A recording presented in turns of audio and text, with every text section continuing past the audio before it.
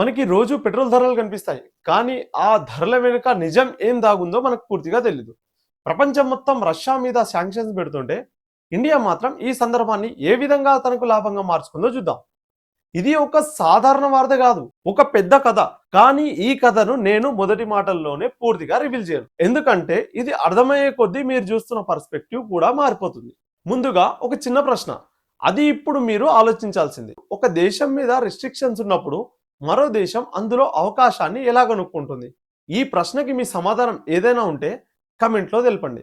ఎందుకంటే ఈ మొత్తం కదా ఆ ప్రశ్నకే జవాబు అవుతుంది. 2025లో CRE means centre for research on energy and clean air అనే అంతర్జాతీయ సంస్థ ఒక రిపోర్ట్ విడుదల చేసింది. ఆ రిపోర్ట్ లో ఉన్న ఒక్క లైన్ ప్రపంచ మీడియా దృష్టిని మొత్తం ఇండియా మీదకి తిప్పింది. 2025లో ఏప్రిల్ నుంచి సెప్టెంబర్ మధ్య 30 false flagged Russian oil tankers Bharat కు వచ్చాయని. ఫాల్స్ ఫ్లాగ్డ్ అంటే ఏంటి అని ఆలోచిస్తున్నారా? పక్కాదై ఉంటుంది. రష్యా నుంచి బయలుదేరి వచ్చే షిప్స్ తన అసలు ఫ్లాగ్ ని మార్చుకొని వేరే దేశంలాగా కనిపిస్తూ ఇండియాకి వస్తున్నాయి.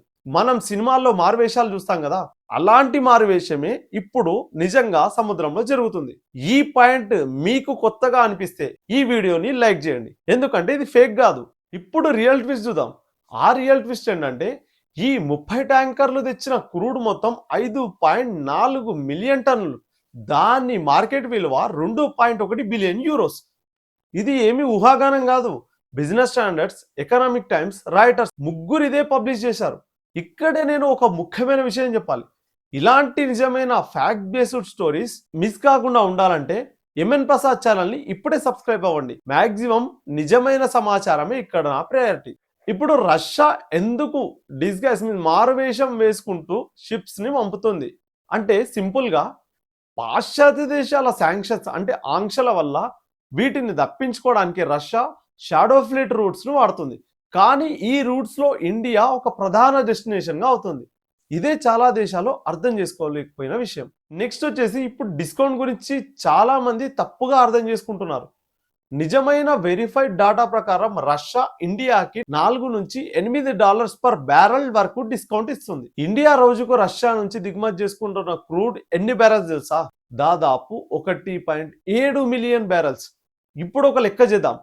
$4 డిస్కౌంట్ అంటే ఇండియా రోజుకే అంటే $6.8 మిలియన్ సేవింగ్స్, అంటే సంవత్సరానికి దాదాపు $2.4 బిలియన్ సేవింగ్స్.